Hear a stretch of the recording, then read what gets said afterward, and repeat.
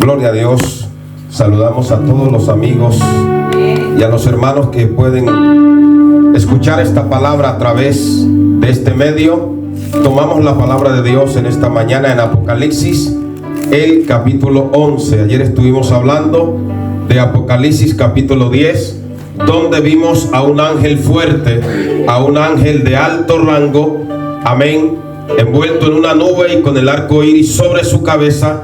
Y dice la palabra que su rostro era como el sol y sus pies como columnas de fuego. Este ángel, dice la palabra, que tenía en la mano, en el capítulo 10, un librito abierto. Era un mensaje que él le quería transmitir a Juan. No era tan extenso como lo que aparece en el Apocalipsis 5, sino un librito. Y ese librito es la consumación del plan de la historia de Dios a lo largo de los siglos y de los tiempos. Nos dice que él puso el pie derecho sobre el mar y el izquierdo lo puso sobre la tierra. Aleluya.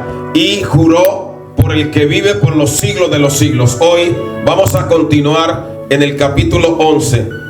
Vamos a leer del versículo 1, Apocalipsis capítulo 11, versículos del 1 al 6. Estamos en el segundo paréntesis del libro de Apocalipsis. Apocalipsis 11 del 1 al 6.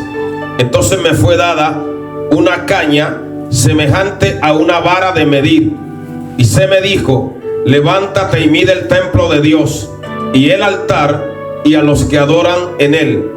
Pero el patio que está fuera del templo, déjalo aparte y no lo midas, porque ha sido entregado a los gentiles, y estos hollarán la ciudad santa 42 meses. Y daré a mis 2 testigos que profeticen por 1260 días vestidos de cilicio. Pueden tomar asiento, hermanos. Bendecido sea el nombre maravilloso del Señor. En este capítulo 11 tenemos una continuidad del paréntesis apocalíptico del capítulo 10. Y cuando nosotros miramos, vemos que dice la palabra que a él le fue dada una caña semejante a una vara de medir. Esas cañas eran de bambú y en la antigüedad se utilizaban para medir, porque podían sobrepasar los 3 metros. Esta caña de la cual se habla aquí medía 10 pies, aproximadamente 3 metros y unos cuantos centímetros. Amén. ¿Por qué el Señor le da una caña a él y le dice que mida el templo de Dios? Aquí hay que hacer una aclaración, porque el templo del cual Juan fue testigo, el templo que hubo en los días de Juan, fue destruido por los romanos en el año 70 de nuestra era. Entonces no podía ser ese templo. Así que cuando uno mira la historia, uno ve que los judíos han tenido varios centros o lugares de adoración. El primer lugar de adoración fue el huerto. Luego Dios ordenó la construcción del tabernáculo, que era un templo móvil donde ellos iban, lo armaban, lo desarmaban y lo llevaban. Luego, en los días de David quería construir un templo, pero el Señor le dijo que él no lo podía hacer porque sus manos habían derramado mucha sangre. Él reunió los materiales, pero el templo realmente fue edificado por Salomón. Primera de Reyes capítulo 6. Ese templo fue consagrado por Dios. ¿Cómo? Dice que descendió fuego del cielo y consumió todo lo que había sido ofrecido en aquel templo, de tal manera que ni siquiera los sacerdotes se podían mover, porque la gloria de Dios llenaba ese templo. 30 años después, ese templo fue profanado por un rey egipcio llamado Sisac. Luego otros reyes paganos asirios tomaron el templo, y al final, en el año más o menos 586, el templo fue destruido. Amén. Ese templo fue demolido, y dice la palabra que los judíos fueron llevados cautivos a Babilonia. Ese templo que fue destruido 70 años después fue reconstruido, por así decirlo. Eso aparece en el libro de Zacarías. Amén. Cuando Dios levantó al gobernador Zorobabel, de hecho ese templo se le conocía como el templo de Zorobabel. Amén. Eso aparece cuando usted mira la Biblia en el libro de Esdras, capítulo 1, del 1 al 14. Esdras capítulo 2, versículos 1 y 2. Esdras capítulo 3, del 8 al 10. Como ustedes tienen la grabación, después lo van a seguir. Amén. Les doy los versículos para avanzar. Sea Dios glorificado para siempre. Y también los que ejercieron el liderazgo en aquellos tiempos aparecen descritos en el libro de Ageo, capítulo 2, del 1 al 9. Les leo rápidamente Ageo 2, del 1 al 9. Sea bendecido el nombre maravilloso del Señor. ¿Quiénes fueron los instrumentos que Dios utilizó en aquellos días para la reconstrucción de ese templo? Recuerde que para los judíos el templo era algo sumamente sagrado, y cuando ellos ese templo fue destruido, pues ellos tuvieron que aprender a adorar sin templo, y tuvieron que aprender, amén, a darle la gloria a Dios y reconocer que ellos eran el verdadero templo del Espíritu Santo. Amén. Sea bendecido el nombre del Señor. Y entonces en el libro de Ageo, hemos dicho Ageo capítulo 2, del 1 al 9, dice lo siguiente: en el año séptimo, a los 21 días del mes, vino palabra de Jehová por medio del profeta Ageo, diciendo: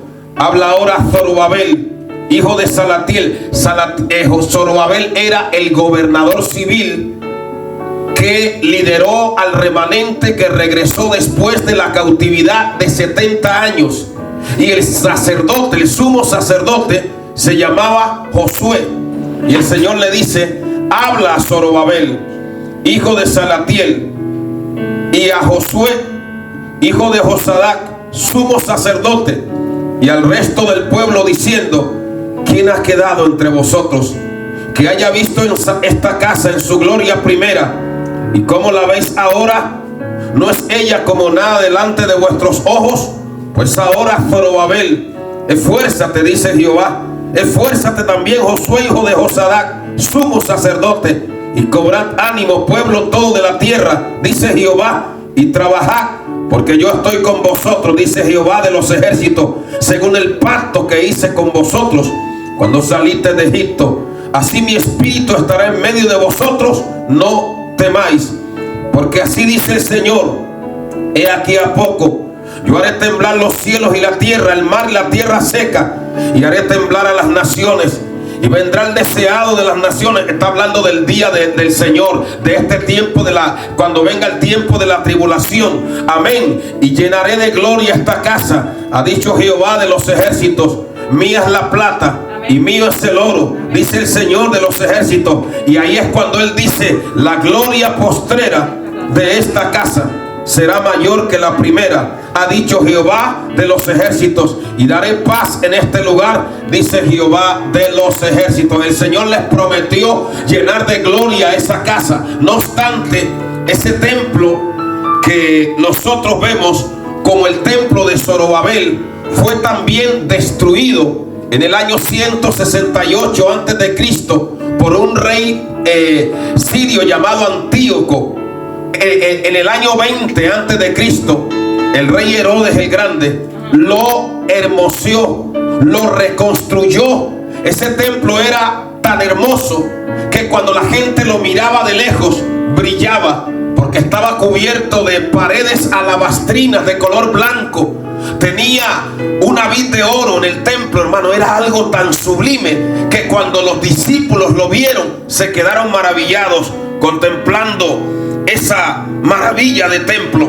Pero mire lo que el Señor les dijo a ellos cuando ellos se quedaron maravillados contemplando ese templo. Mire lo que el Señor les dijo a ellos en Mateo capítulo 24. Vaya a Mateo capítulo 24. Entonces estamos hablando del tabernáculo, estamos hablando del templo de Salomón, el tercer templo, estamos hablando del templo de Zorobabel, que fue hermoseado y agrandado por Herodes. Podemos hablar del templo de Herodes, pero luego los judíos, según la profecía, van a construir un cuarto templo. Luego le voy a explicar cómo va a ser el asunto.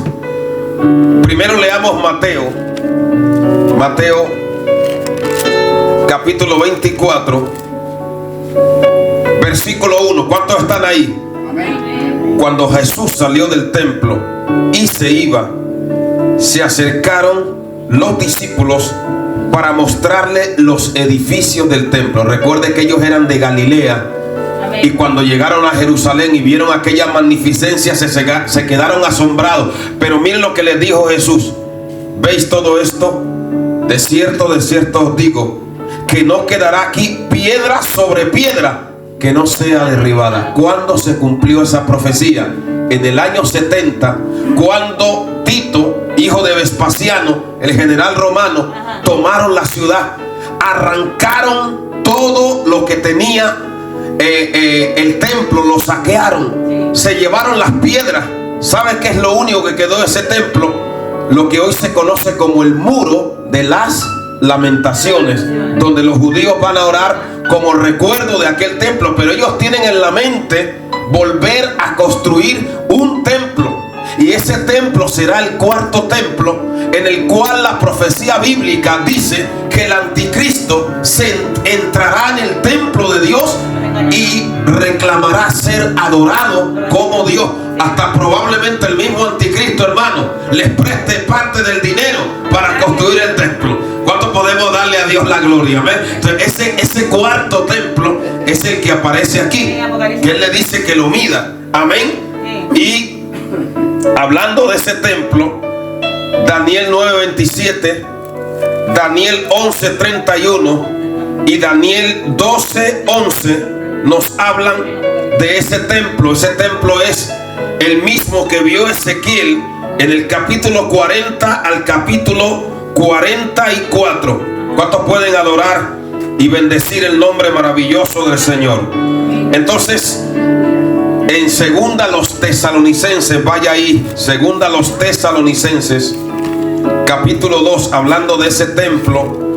Segunda los Tesalonicenses, el capítulo 2, bendecido el nombre maravilloso del Señor, nos dice lo siguiente, del verso 1 en adelante: pero con respecto a la venida de nuestro Señor Jesucristo y a nuestra reunión con Él, os rogamos, hermanos, que no os dejéis mover fácilmente de vuestro modo de pensar, ni os conturbéis, ni por espíritu, ni por palabra, ni por carta como si fuera nuestra, en el sentido de que el día del Señor está cerca. Habían personas que estaban escribiendo falsas epístolas en nombre de los apóstoles, dando falsas profecías, diciéndole a los hermanos que vendieran todo, que ya el Señor venía dentro de un día o dos. Y Pablo dice: no, que nadie os turbe ni os engañe de esa manera, porque no vendrá el día del Señor sin que antes venga la apostasía. La apostasía es una señal inequívoca de que gran parte de la iglesia a lo largo del mundo se enfriaría, se volvería tibia, se alejaría, se descarriaría. Amén. Solo puede entrar en apostasía aquel que ha conocido la verdad. Amén. Apostasía a la actitud del pecado de los incrédulos no se le llama apostasía, se le llama pecado, incredulidad. La apostasía se da entre personas que han conocido la verdad y que hoy en día la rechazan. ¿Cuántos pueden adorar al que vive para siempre? Amén. Es el abandono de las prácticas de la fe verdadera. Amén. Apartarse del original, de lo que está escrito, de las verdades fundamentales de Dios. Amén. Y dice la palabra que antes de la manifestación del anticristo viene la apostasía. Eso está ocurriendo hoy en día.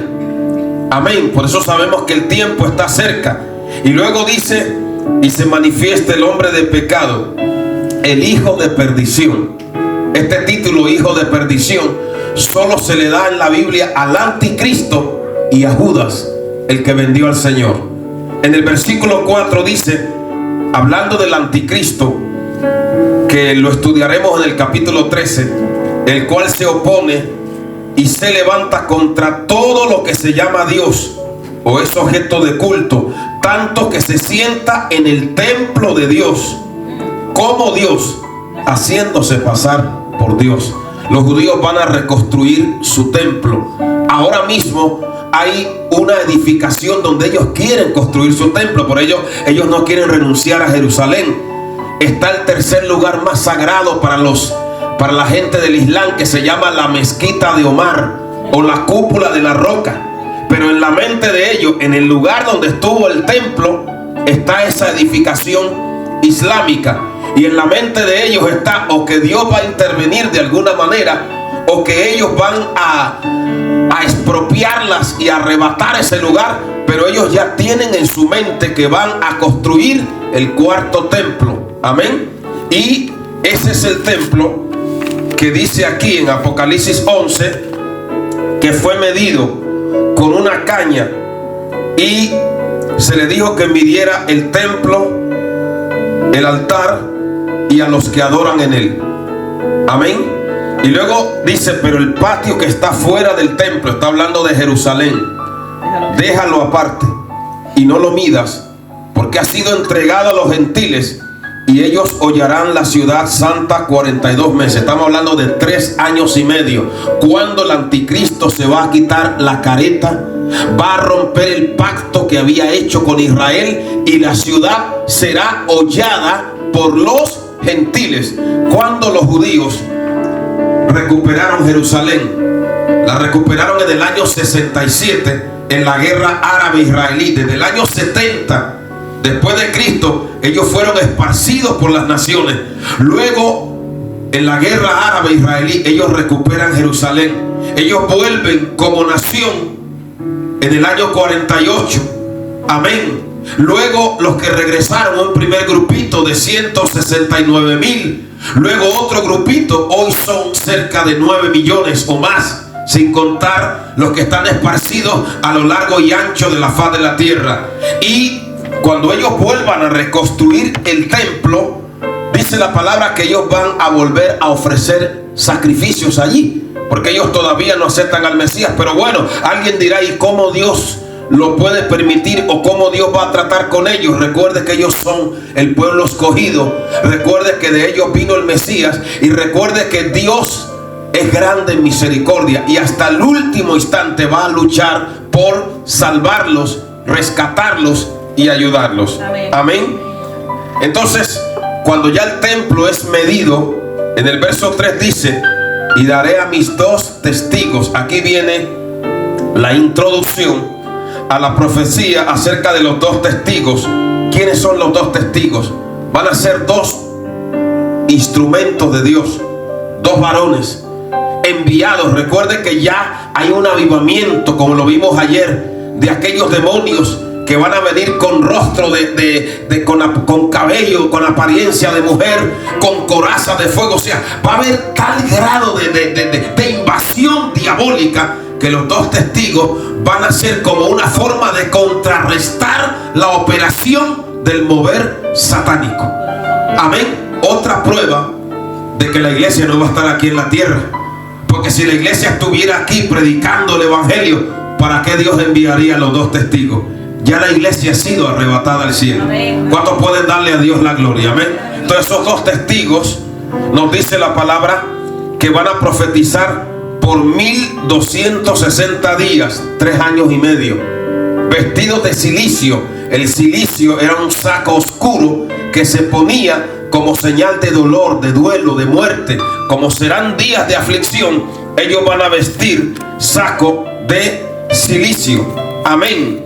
Y nos dice la palabra, hablando de los 2 testigos, recuerde que el número 2 en la Biblia es el número del testimonio completo. Recuerde cómo Jesús enviaba a sus discípulos de 2 en 2. Amén. Y aquí nos dice que estos 2 testigos, verso 4, léalo conmigo, estos testigos son los 2 olivos y los 2 candeleros que están en pie delante del Dios de la tierra. Para entender eso de los dos olivos y los dos candeleros, hay que leer Zacarías 4, el capítulo 4 de Zacarías, que fue un profeta que profetizó en los tiempos de Zorobabel, de Josué, cuando el templo fue reconstruido. Y ahí Dios le da una profecía y comparó a Zorobabel y a Josué con dos olivos llenos de aceite. Pero esa profecía era eso se llama profecía de doble referencia, que se refiere a lo que quiere decir en ese momento y algo más en el futuro. Entonces, en el libro de Zacarías, vaya a Zacarías, Antiguo Testamento, Zacarías, el capítulo 4. Sea Dios glorificado para siempre. ¿Cuántos ya lo tienen? Del 1 en adelante. Léanlo conmigo. Amén. Volvió el ángel que hablaba conmigo. Léalo en voz alta. Y me despertó como un hombre que es despertado de su sueño. Y me dijo: ¿qué ves? Y respondí: he mirado, y aquí un candelabro todo de oro, con un depósito encima, y sus 7 lámparas encima del candelabro, y 7 tubos para las lámparas que están encima de él, y junto a él 2 olivos, uno a la derecha del depósito y otro a su izquierda. Proseguí y hablé diciendo a aquel ángel que hablaba conmigo: ¿qué es esto, Señor mío? Y el ángel que hablaba conmigo respondió y me dijo: ¿no sabes qué es esto? Entonces respondió y me dijo: esta es palabra de Jehová a Zorobabel, que dice: no con ejército ni con fuerza, sino con mi espíritu, ha dicho Jehová de los ejércitos. Lo que Dios le quería hablar al profeta era que así como aquellas lámparas dependían del aceite que les era suministrado, así Zacarías y Josué no iban a depender de la fuerza de ella, sino de la fuerza poderosa del Espíritu Santo que les iba a ser suministrada. Y luego le muestra el candelero con las lámparas y las mechas que se ardían y se quemaban. Nosotros somos así. Muchas veces estamos como esas mechas que arden, pero como que nos consumimos y hay que traer la tijera, las espabiladeras. Amén. Pero luego somos renovados. ¿Por qué? Porque Dios nos da una nueva porción de aceite. ¿Cuánto le damos a Dios la gloria? Y entonces volvemos a arder y volvemos a recibir fuerza, porque no es con espada ni con ejército, sino con su Santo Espíritu. ¿Cuánto le damos a Dios la gloria? Y así como Josué y Zorobabel no iban a hacer el trabajo con la fuerza de ellos, tampoco nosotros podemos vencer al enemigo con nuestra fuerza, ni podemos estar en pie con nuestra fuerza, sino con la fuerza de aquel que ha dicho: bástate mi gracia, porque mi poder se hace fuerte en tu debilidad. ¿Cuántos pueden darle a Dios la gloria? Den un aplauso al Señor, denle la gloria a Él, aleluya, porque Él nos sostiene en medio de las luchas para que sigamos edificando el templo del Espíritu Santo que somos nosotros. Porque Zorobabel y Josué iban a edificar un templo físico, pero usted y yo estamos construyendo, amén, sobre todo con la ayuda de Dios, el templo espiritual. ¿Cuántos pueden adorar a Dios? Amén. Y el Señor le dice a Zorobabel, verso 7, que eres tú, oh gran monte, delante de Zorobabel serás reducido a llanura. Él sacará la primera piedra con aclamaciones de gracia a ella. Amén. Y volviendo allí a Apocalipsis, a los 2 testigos, siempre hay una polémica, una conjetura, siempre hay un deseo de saber, bueno, ¿y quiénes van a ser esos 2 testigos? Uno de ellos seguro va a ser Elías. ¿Por qué? Porque hay una profecía acerca de que Elías iba a regresar aquí a la tierra. Amén. Vamos a mirar Malaquías capítulo 4. Vaya al último libro del Antiguo Testamento, libro del profeta Malaquías, el capítulo 4. Malaquías está antes de Mateo. Malaquías, el capítulo 4, hay una profecía acerca de Elías. Malaquías capítulo 4, verso 5 dice: he aquí yo os envío al profeta Elías antes que venga el día de Jehová, grande y terrible. Recuerde que otra forma de definir los acontecimientos que van a ocurrir durante la gran tribulación y los subsiguientes, en la Biblia se les conoce como el Yom, en hebreo Yahvé, el día de Jehová. todo ese periodo, incluyendo la manifestación que hemos estudiado hasta ahora, incluyendo los 2 testigos, incluyendo el anticristo, incluyendo el milenio, todo eso abarca lo que es el día o periodo de Jehová, donde Dios va a poner en orden cada cosa hasta que entremos en lo que se conoce como la eternidad, que también lo estudiaremos. Entonces hay una profecía acerca de que Elías vendría. ¿Qué ocurre? Que cuando empezó el ministerio de Juan el Bautista, como él hablaba y vestía de esa manera, como él también comía langostas y miel silvestre, muchos pensaron que Juan era Elías y se lo preguntaron. Vamos al Evangelio de Juan, capítulo 1, Evangelio de Juan.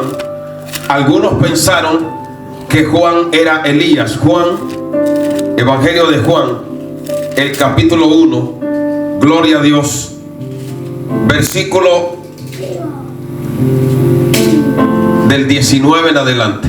Ya lo tienen, digan amén. Lean conmigo. Este es el testimonio de Juan. Cuando los judíos enviaron a Jerusalén sacerdotes y levitas para que le preguntasen: ¿tú quién eres? Él confesó y no negó, sino confesó: yo no soy el Cristo. Y le preguntaron: ¿qué pues? ¿Eres tú Elías? Dijo: no soy.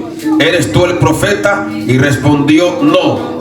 Y le respondieron: ¿quién eres? Para que demos respuesta a lo que nos enviaron. ¿Qué dices de ti mismo? Y él dijo: yo soy la voz de uno que clama en el desierto. Enderezad el camino del Señor. Amén. Entonces Juan dejó bien claro que él no era Elías. ¿Por qué tenemos la certeza de que uno de los 2 testigos, o por lo menos hay una amplia certeza dentro de los estudiantes de la palabra, que es Elías?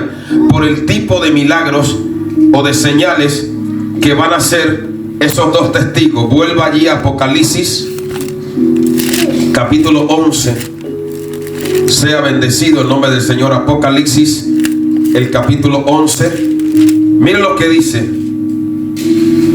Dice: estos 2 testigos son los 2 olivos. Al decir 2 olivos, habla de verdor, habla de unción. Recuerde que de esas olivas o aceitunas se extrae el aceite de olivas.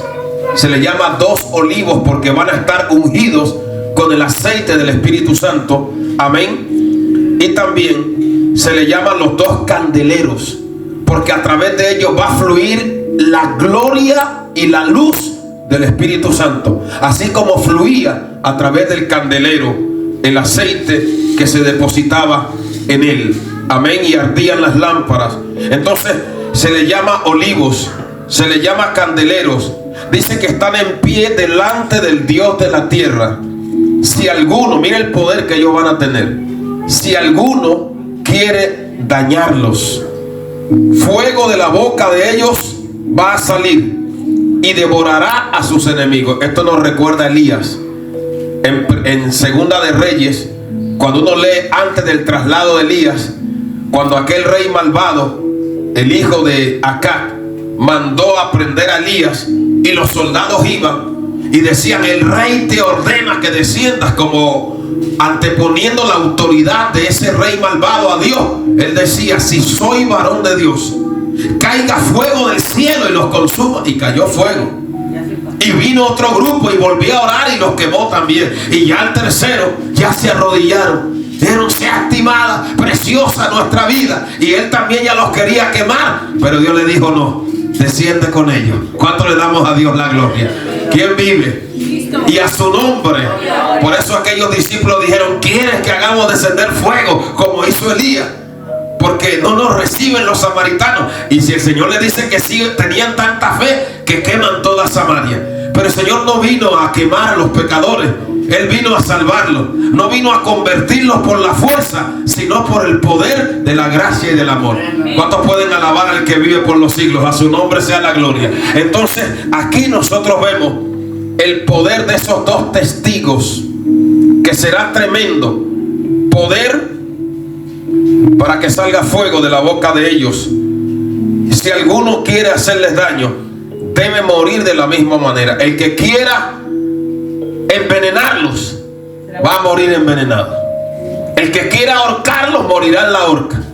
El que quiera ponerlos en una silla eléctrica va a morir electrocutado. Un poder tremendo que se llama el poder retributivo de la justicia de Dios, porque Él dice: no toquéis a mis ungidos, ni hagáis daño a mis profetas. Amén. Y Él le dijo a Abraham: bendeciré a los que te bendijeren y maldeciré a los que te maldijeren. ¿Cuántos pueden darle a Dios la gloria?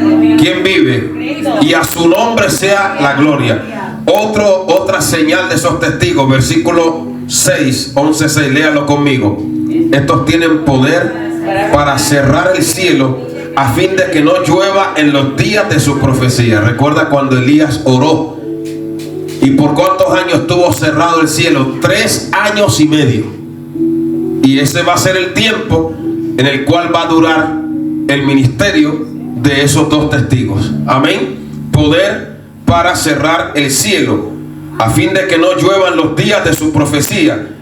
Y tienen poder sobre las aguas para convertirlas en sangre. Recuerda cuando Moisés tomó la vara y golpeó el río y el río se convirtió en sangre.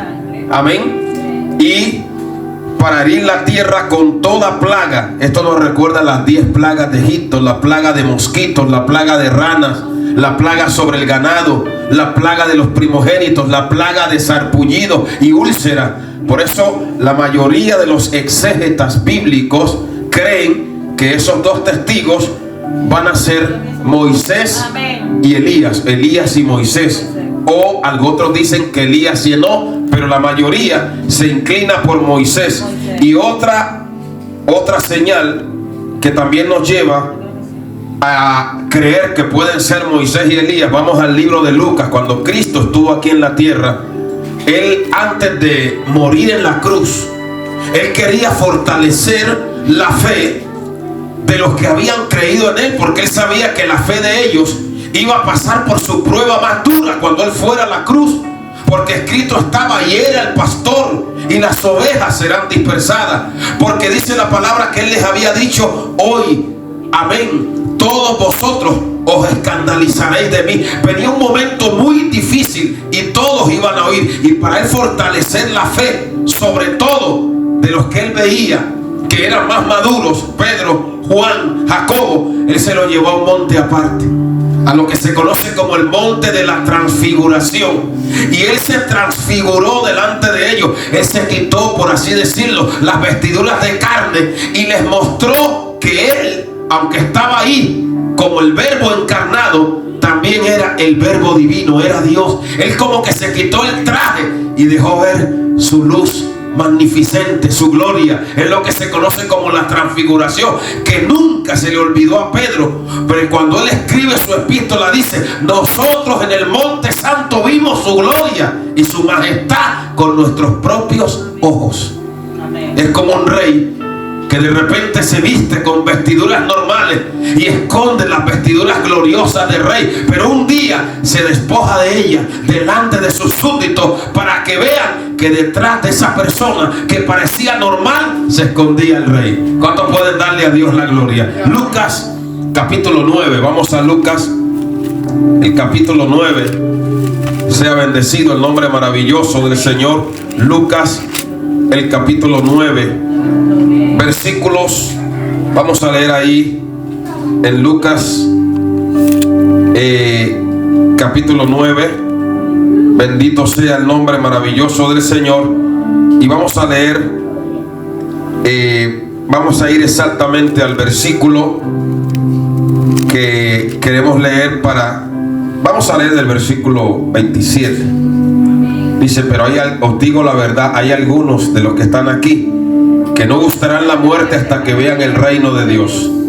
Y dice que aconteció como 8 días después de estas palabras, que tomó a Pedro, a Juan y a Jacobo y subió al monte a orar. Y entre tanto que oraba, la apariencia de su rostro se hizo otra y su vestido blanco y resplandeciente. Y aquí 2 varones que hablaban con él, los cuales eran ¿quiénes? Moisés y Elías, el más grande de los profetas y el legislador por excelencia. Amén. Y aparecieron allí. Y si ellos aparecieron y dice que hablaban de su partida, probablemente sea que van a volver a aparecer para enfrentar tanto al anticristo, al falso profeta y al dragón y a los seguidores de ellos.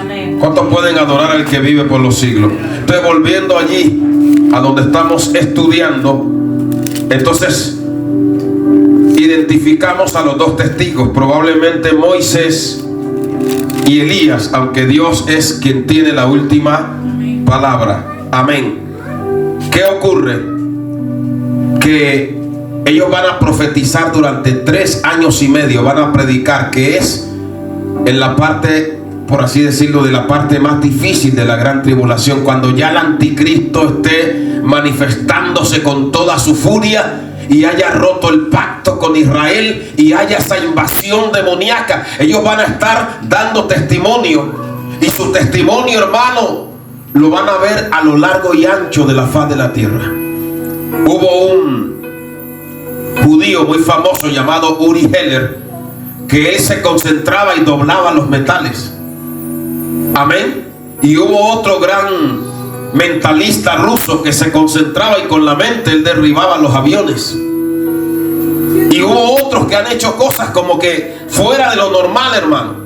Entonces, cuando estos testigos de Dios hayan acabado su testimonio, la bestia que sube del abismo. ¿Quién es la bestia que sube del abismo? El anticristo. Ya yo les expliqué que es un lugar bien terrible, que es la cárcel de los demonios. Se ve que un espíritu inmundo enviado por el mismísimo diablo poseerá al anticristo para que pueda realmente hacer todo lo que el diablo tiene designado para con él. Así como el Dios Padre ungió a su Hijo Jesucristo con el poder del Espíritu Santo, y el Espíritu descendió sobre él en el Jordán, un espíritu del abismo tomará al anticristo, hermano, principado, para que le haga la guerra a los dos testigos. Y dice la Biblia que hará guerra contra ellos, así como Acab y Jezabel le hicieron la guerra a Elías, así como el faraón se levantó contra Moisés. El anticristo, que se le llama aquí la bestia. ¿Por qué se le llama bestia? En hebreo es Zerión con Z, porque el Salmo 49 dice que el hombre que está en honra y no entiende, semejante es a las bestias que perecen. Se le compara con bestias. Amén. Y a Nabucodonosor, cuando él se rebela contra Dios y no acepta su señorío, el Señor le dice: serás echado con las bestias durante 7 tiempos. Se le llama la bestia al anticristo por su carácter brutal, por su ausencia total de reconocimiento a Dios, y se le llama la bestia porque va a inducir a la humanidad a alejarse cada día, a bestializarse y a desnaturalizarse y a rebelarse más y más contra Dios. Así que nos dice la Biblia que la bestia que sube del abismo hará guerra contra ellos y los vencerá y los matará. Dios va a permitir que ellos mueran. Ahora usted dirá: ¿y por qué? Dice que sus cadáveres, verso 8, estarán en la plaza de la grande ciudad, que en sentido espiritual se llama Sodoma. ¿A qué ciudad está refiriéndose? A Jerusalén. Jerusalén va a estar tan corrompida en aquellos tiempos que se les va a comparar a Sodoma, como dijo el profeta: como Sodoma y Gomorra publican su pecado. Se le va a comparar con Sodoma. Y luego dice: y Egipto es tipo del mundo. Va a haber tal grado de idolatría que también espiritualmente esta ciudad se va a comparar con Sodoma y con Egipto. ¿Y por qué usted dice? ¿Y por qué el pastor dice que es Jerusalén? Porque miren lo que dice aquí abajo: donde también nuestro Señor fue ¿qué? Crucificado. ¿Dónde fue crucificado? En Jerusalén. Que se va a comparar a Sodoma y a Egipto por el nivel de corrupción y de inmoralidad que habrá, aunque Dios va a tener un remanente que va a medir, que va a preservar, y también a los 144,000. ¿Cuántos pueden darle a Dios la gloria? Dios siempre tiene su remanente fiel, que le ama y que le es fiel en medio de la corrupción, su pequeña manada. ¿Cuántos pueden adorar al Cordero de Dios? Amén. Y en el versículo 9 seguimos. Y lo de los pueblos, tribus, lenguas y naciones verán sus cadáveres por 3 días y medio. Mire, aquí hay una profecía tremenda, hermano. Se lo voy a explicar. Cuando Juan escribió este libro, ¿cómo era posible que se cumpliera eso de que los cadáveres de ellos lo iba a ver toda la humanidad? No había televisión, no había internet. O sea, aquí ya se está profetizando acerca de el avance tecnológico que va a permitir que ahora mismo lo que está sucediendo en Bombay, en la India, en Corea, lo estamos viendo ahora. Ahí ya hay una profecía acerca del avance tecnológico, porque claro, al principio cuando la gente leía esto y dice que toda la humanidad lo vería, si esto Juan se equivocó, ¿cómo lo va a ver toda la humanidad? Pero usted no ve que cuando ocurrió el atentado en las Torres Gemelas, lo estábamos viendo aquí. Amén. Cuando esta gente vestidos con trajes naranjas eran decapitados, lo veíamos desde aquí. Porque hoy, con el avance tecnológico de las redes sociales, de Facebook, de internet, todo se va a ver. Y aún aquellos que se han descuidado y se queden, cuando van a abrir el móvil, lo que van a ver es la carátula del anticristo. Poder en el nombre maravilloso de Jesús. ¿Quién vive, iglesia? Y a su nombre. Entonces, ¿cómo lo van a ver? No sé si usted lo está entendiendo. A través de las redes sociales. Y se van a alegrar. Y se van a enviar WhatsApp. Y se van a estar escribiendo. Amén. Por Telegram. ¡Qué maravilla! Es que nos atormentaban con esos mensajes. Amén. Nos torturaban con eso de Dios. Y se van a felicitar. Y van a engrandecer a la bestia. Pero no les va a durar mucho.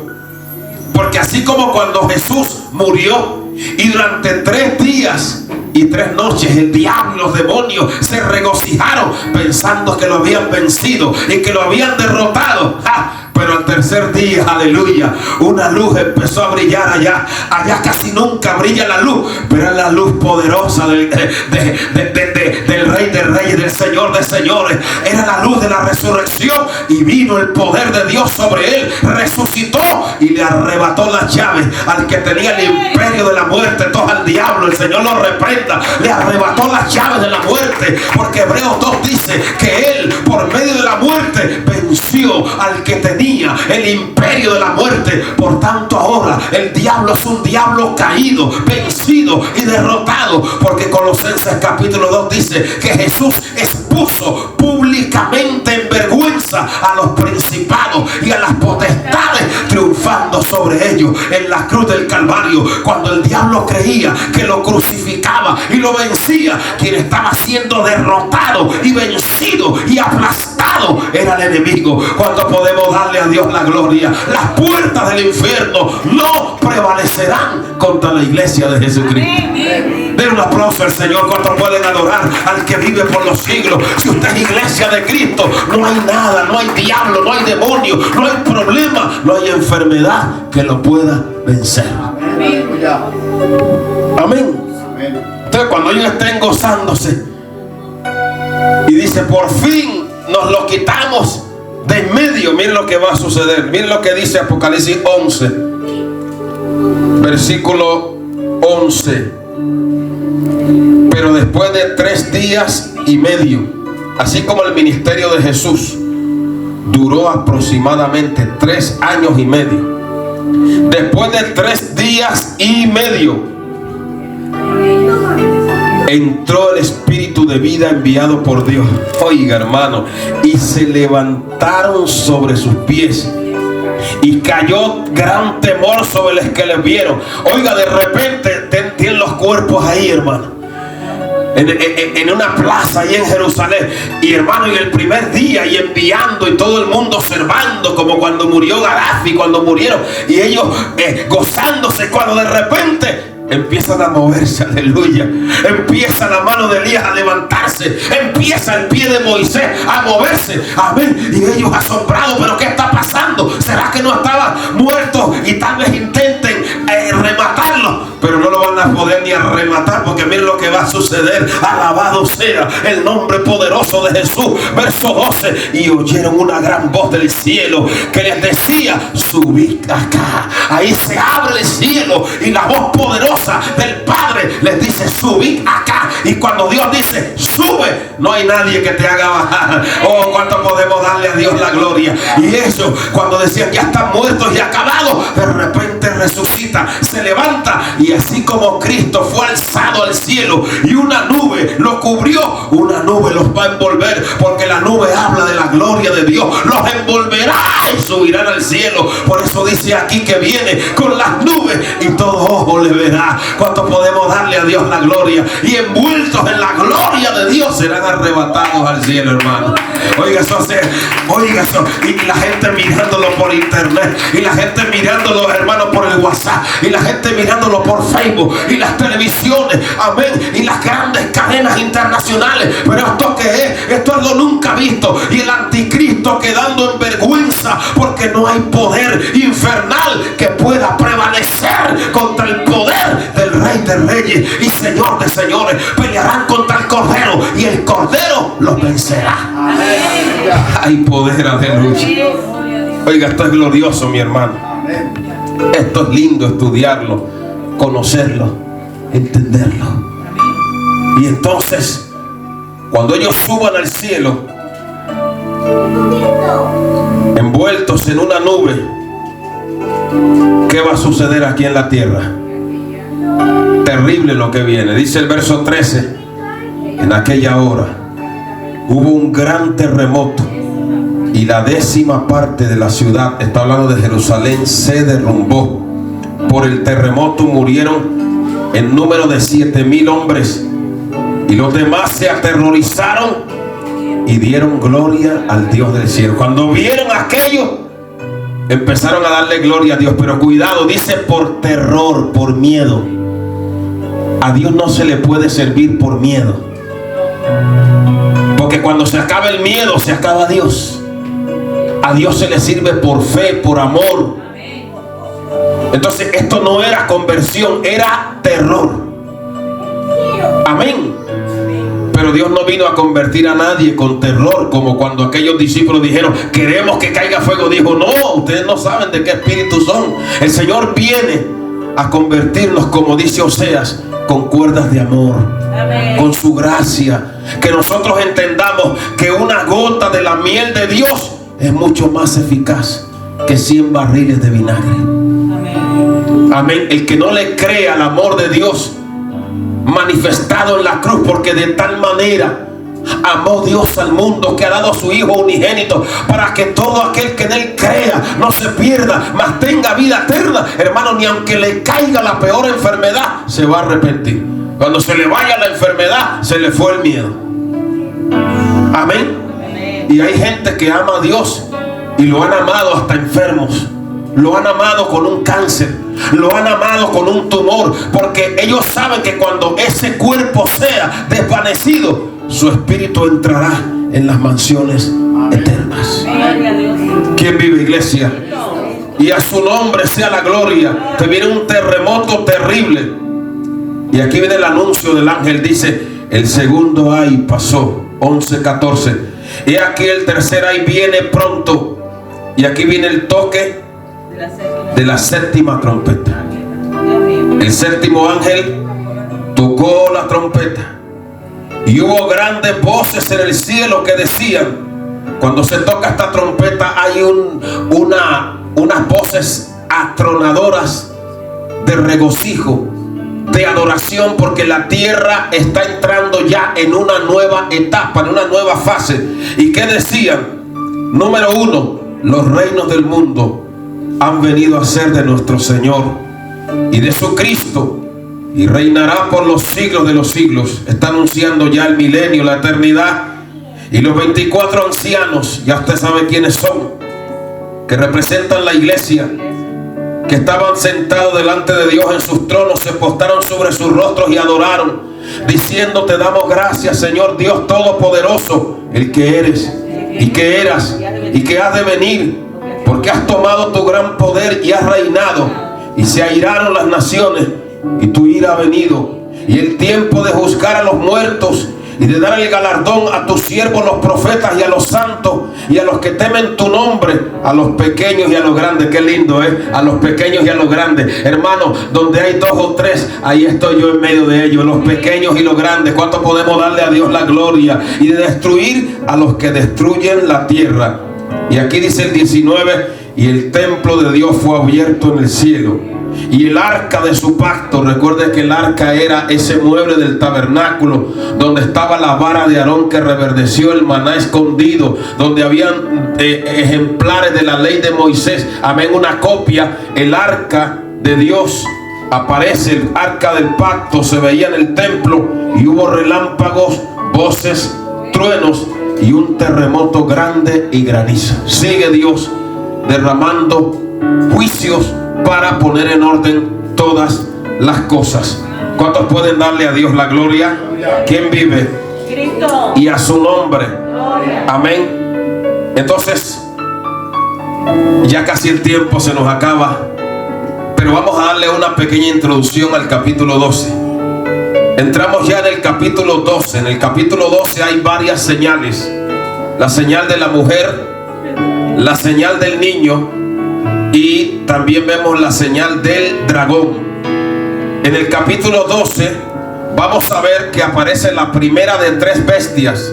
Así como el Padre así como Dios es Padre, Dios Hijo y Dios Espíritu Santo, aquí el diablo, que es un imitador, va a preparar una trinidad diabólica para enfrentarse a Dios.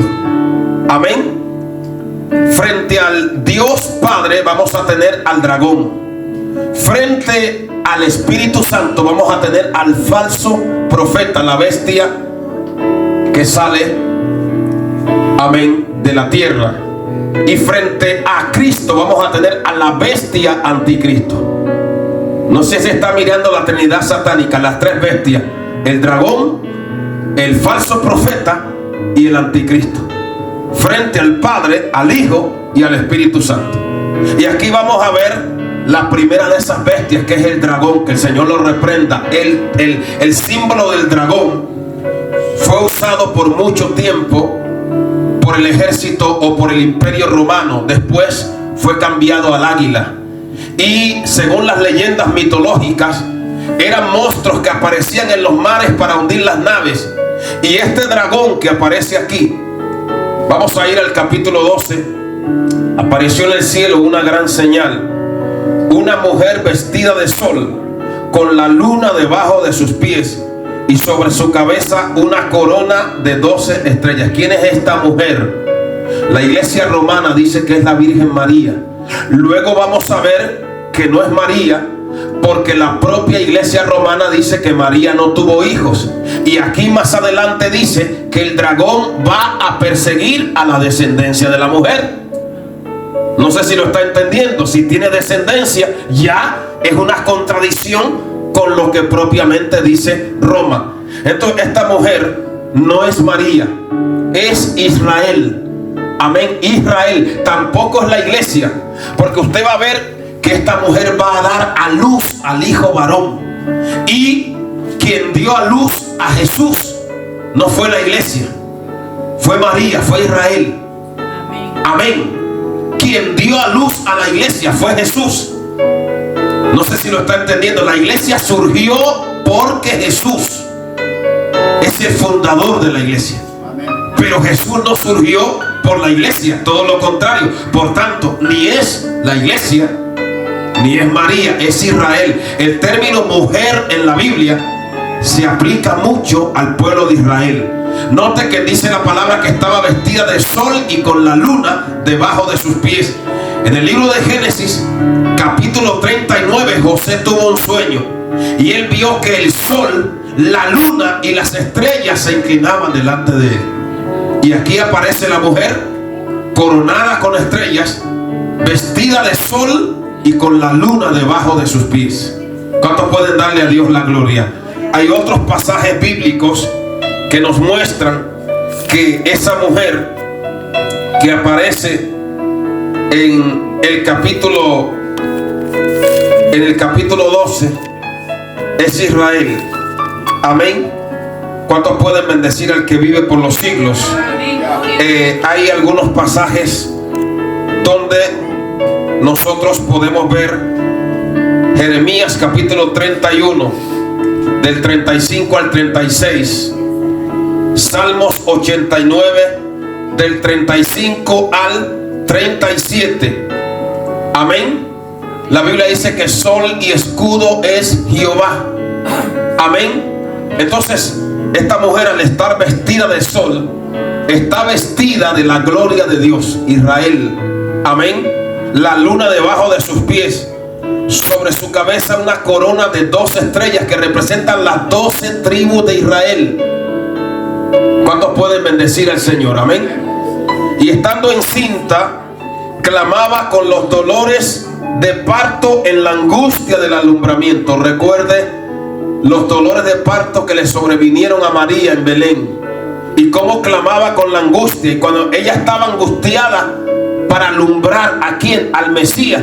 Mire todo lo que sufrió Israel a lo largo de la historia para que naciera el Mesías. Y ya voy a terminar. La primera profecía acerca del Mesías está en Génesis, cuando dice y habla de la simiente de la mujer, y le dice el Señor a la serpiente, amén, tú le herirás en el calcañar, pero ella, la simiente de la mujer, el Mesías, el Cristo, te aplastará la cabeza. A partir de ahí el diablo inició una guerra contra todo aquello que él creía que iba a ser la simiente de la mujer. Mató a Abel utilizando a Caín, que era del maligno. Inició una guerra para corromper la humanidad, pero Dios preservó a Noé. Levantó a Nimrod, que levantó una torre en Babel como desafío contra Dios y corrompió esas generaciones, pero Dios escogió a un hombre llamado Abraham y le dijo, en ti serán benditas las familias de la tierra. A través de Abraham Dios escoge una simiente sagrada, escoge a Isaac, escoge, aleluya, a Jacob. La mayoría de las esposas de estos varones eran estériles, pero Dios escoge a José. ¿Cuánto podemos darle a Dios la gloria? Y el plan de Dios se va moviendo a pesar de la oposición del dragón, y se levantan hombres piadosos como Josafat, como Ezequías, como Josías, temerosos de Dios, y el plan de Dios se va desarrollando. Llegamos al libro de Esther y el dragón quiere matar a la simiente de la mujer, exterminando el pueblo a través de Amán, pero Dios levanta a Esther y Amán es ahorcado como el Cristo aplastó a Satanás